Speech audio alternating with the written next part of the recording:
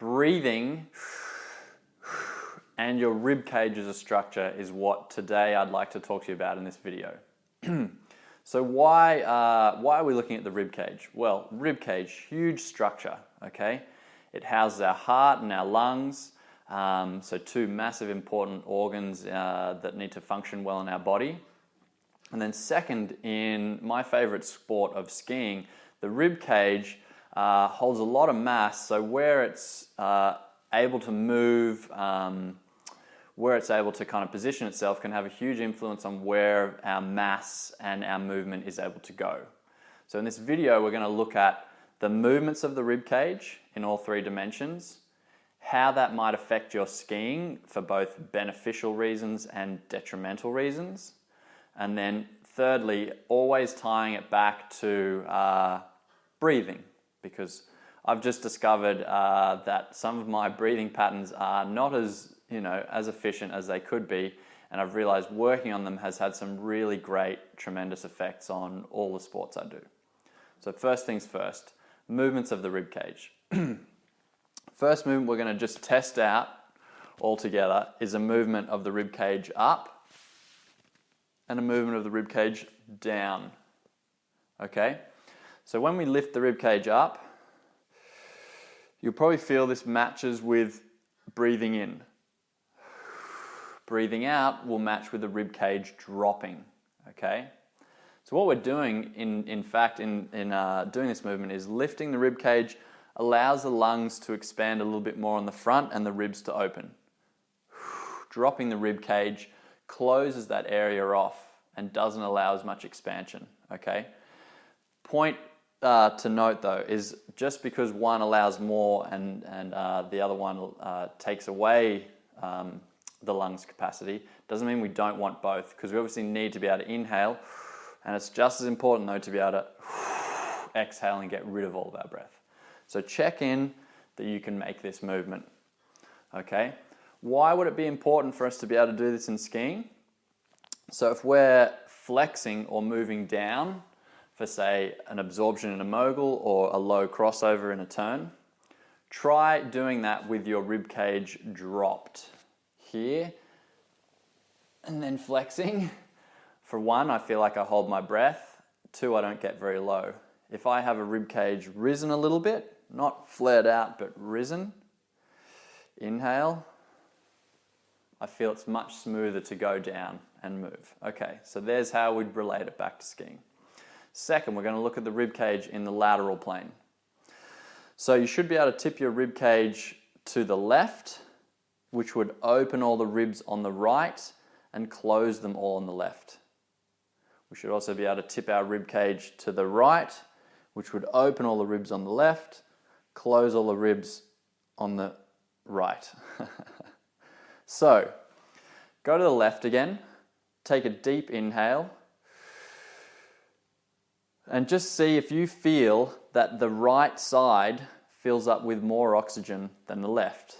Okay? It should, because in this position your rib cage is more open on this side, allowing more air to come into the right lung. Opposite should happen the other way. So here I should be able to inhale and feel this side fill up more than the right, because the ribs are closed and open on the left. Okay? Now I notice a difference between my two sides because I've had an injury. I've had cracked ribs on the left here thanks to my good mate Nick at my Bucks party.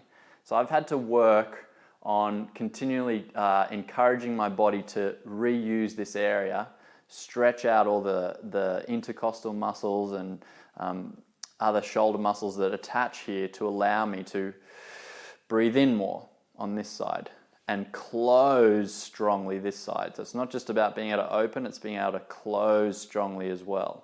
Okay? So test for yourself if there's one side that is easier to do or not.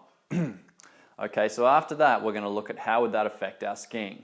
Okay, so if I'm making a turn to the right, as I shift my hips across, getting greater edge angle to balance inside this turn, my rib cage would be more open on this right side and more closed on this side. Okay, just try doing it the other way. So flex your ribs to the right and try and shift your weight to the right as well, and see how well you can balance and maintain a ski position. It's very hard. Whereas if you switch over, open this side, drop the left, you can move over much more easily and breathe very easily, which is obviously super important. So the other way, if I drop my ribs here and try and shift as I was turning left, I get stuck, okay? I need the ability to open, not as exaggerated as I'm doing here, but have the ability to do that so I can comfortably move inside on this turn, okay? So check on yourself whether one side you can laterally flex better than the other, and if not, that's the side you need to work on. Next, we're going to look at the rib cage in the rotational plane, okay? So if we turn to the left, what should happen first in breathing is the ribs on the left side will open or externally rotate more, and they'll internally rotate or close on this right side. So this type of movement, okay?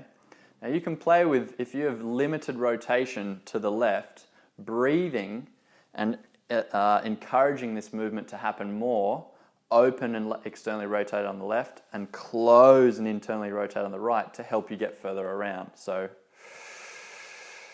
inhale on this side, exhale on the right. And you should feel you can get further around each breath cycle. So as we go to the right, right ribs should externally rotate, left ribs should internally rotate. Check here with your breathing. Inhaling on this side, exhaling on the left to get yourself further around.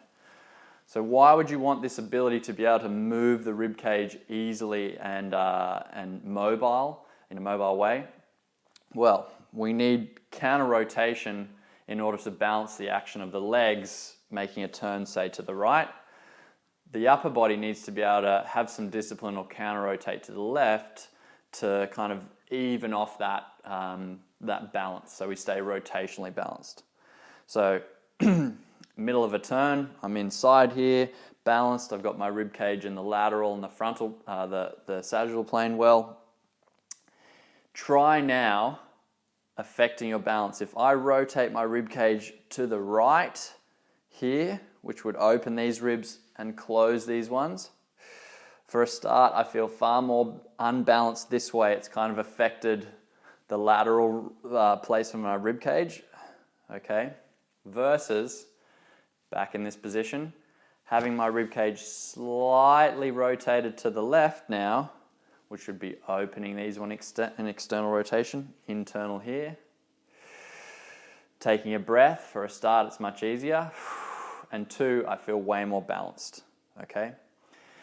So, you'd want to be able to have your rib cage move in all three dimensions really smoothly and cleanly, and two, be able to feel the effects that that rib cage positioning has on your breathing. Okay, so check in with all three planes before you go out. Work on the directions and movements that are not so easy. Use your breathing to help start unlock more of that movement. And then, yeah, take into your skiing, see how it goes. And again, thanks very much for tuning in and watching another one of my Tom Gelly functional body videos. I really hope to see some of you guys out on the slope someday. Happy breathing.